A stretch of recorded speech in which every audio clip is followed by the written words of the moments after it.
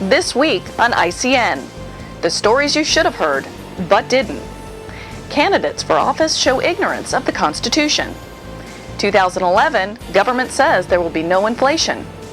Treasury accused of hiding a $40 billion loss. Watch out, a spy for the government may have just friended you. Those stories and more next on Informed Citizen News.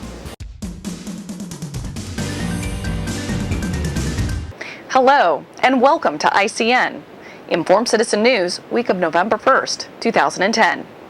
In case you missed last week's show, ICN is now back on a weekly broadcast schedule. We have also launched the website informedcitizennews.com. As part of our effort to reach more people, we are now accepting PayPal contributions through the website. For those who have contributed already, thank you for supporting us.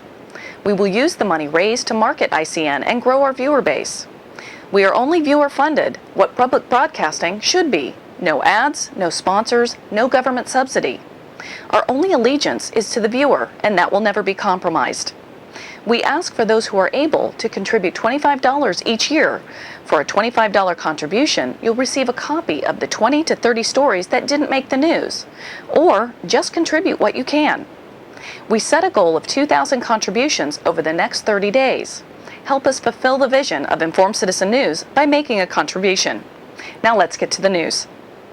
The nation votes on Tuesday this week, the most critical day of the year for our constitutional republic. It looks like the House of Representatives will change to Republican control, and the Senate will move to an even balance. Will this election change anything in Washington? Many feel the election is just another round in the Democrat-Republican tennis match, hitting the political tennis ball back and forth while America continues its decline. Bottom line, government won't change until Americans become educated and informed enough to hold elected representatives to the highest standard. An example of America's hunger for anyone with the appearance of principles and a commitment to the Constitution is the recent rise from obscurity of Christine O'Donnell. She is a Republican candidate for Vice President Biden's old Senate seat in Delaware. Miss O'Donnell, much like Sarah Palin, claims to be a constitutionalist and has risen to prominence on the pledge of getting back to our founding principles. In a recent debate with her opponent Chris Coons, both candidates embarrassed themselves when asked directly about the Constitution. I also think you've just heard in the answers from my opponent and in her attempt at saying, where is the separation of church and state in the Constitution, reveals her fundamental misunderstanding of what our Constitution is, how it is amended, and how it evolves.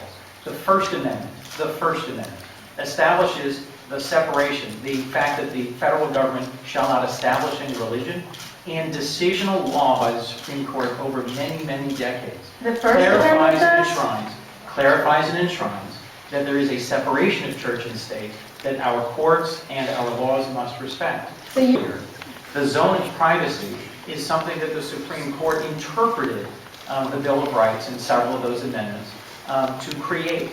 It is important for us in modern times to apply the Constitution, in my view, as it exists today and as it's been interpreted by our justices. And if there are settled pieces of constitutional law, like the separation of church and state, like the individual right to reproductive freedom that Roe v. Wade represents, that I'm unfamiliar with. Let me just clarify. Please. You're telling me that the separation of church and state is found in the First Amendment. Government shall make no establishment of religion. That's in the First Amendment. When O'Donnell was asked if she would like to repeal the 14th and 16th Amendments, her response, "Can someone remind me what these amendments are?" The self-proclaimed constitutionalist didn't know the two most important amendments passed in the last 150 years. Her Democratic opponent, Chris Coons, fared no better. Chris Coons had a major lead going into Election Day and will likely win the Senate seat. Like most candidates and current office holders, these two should have been rejected by voters early in their respective primary races. A senator's oath of office is to uphold and defend the Constitution.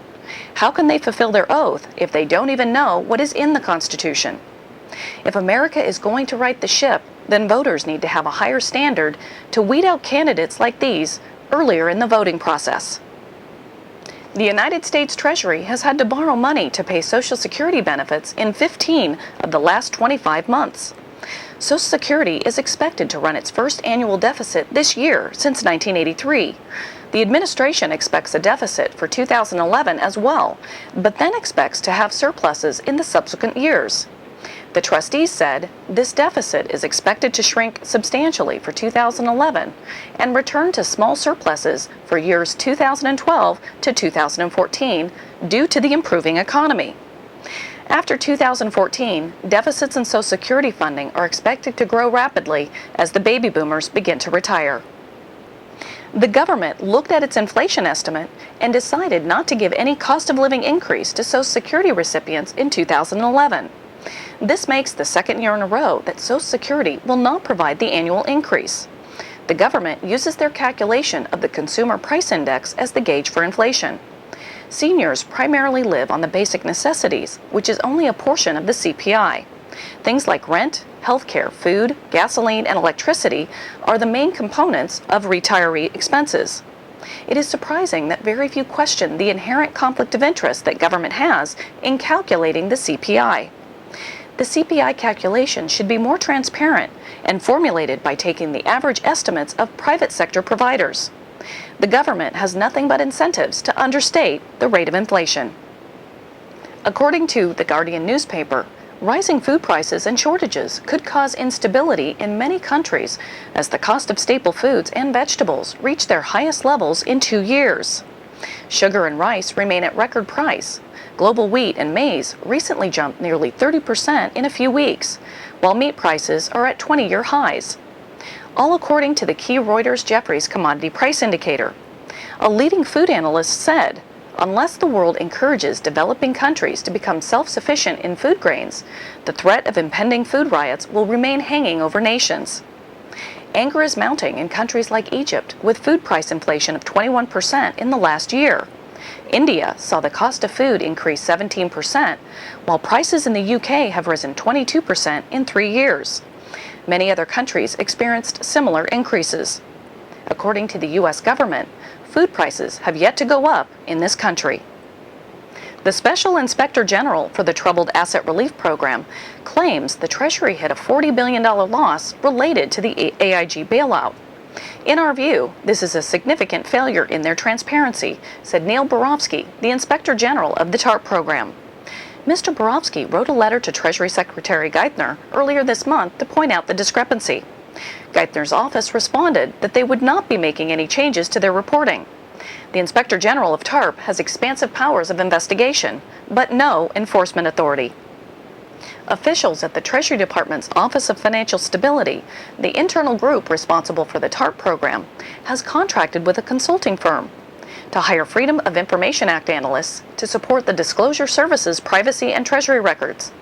The ad play specifically requires experience in, quote, the use of Freedom of Information Act exemptions to withhold information from release to the public.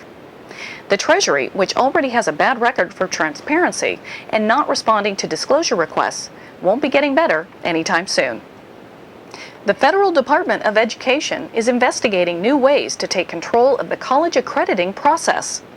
The new rule is based on a requirement in the Higher Education Act, which requires for-profit universities to provide an eligible program of training to prepare students for gainful employment in a recognized occupation. Just what the university system needs now, for the government to regulate degree requirements. Wired magazine reported an unsettling story where the National Security Administration, otherwise known as the NSA, has developed a cartoon site and characters for kids. The cartoon, called Crypto Kids, is propaganda for children to get comfortable with spying on each other for the government. That spying is a cool thing. The NSA and your tax dollars at work, protecting this country. In a twist of irony, school officials across the country have been complaining that kids aren't eating healthy enough. It turns out that many schools nowadays have kids participate in growing produce gardens on school grounds. These gardens can range from several square feet up to several acres of fruits, vegetables, herbs, and flowers. And some schools even grow plants year-round in school greenhouses. But Chicago public schools literally won't allow the fruits of the students' labor to be served in their own cafeterias. Studies have shown that kids are more likely to eat vegetables they have helped grow. Chicago school officials state that in order for the homegrown food to be served at the school, Junior farmers would have to comply with certain regulations, even though the commercial vendors don't have the same requirements. The Electronic Frontier Foundation filed a Freedom of Information Act and received a government memo that outlines how federal agencies spy on social networking sites and are encouraged to friend people who they want to monitor. The May 2008 memo details how social networking sites are exploited by the Office of Fraud Detection and National Security. Government workers paid to surf social networking sites. Thanks for joining us, and remember, contribute $25 at InformedCitizenNews.com and get the 20 to 30 news stories that didn't make the show. From all of us at Informed Citizen News, see you next week.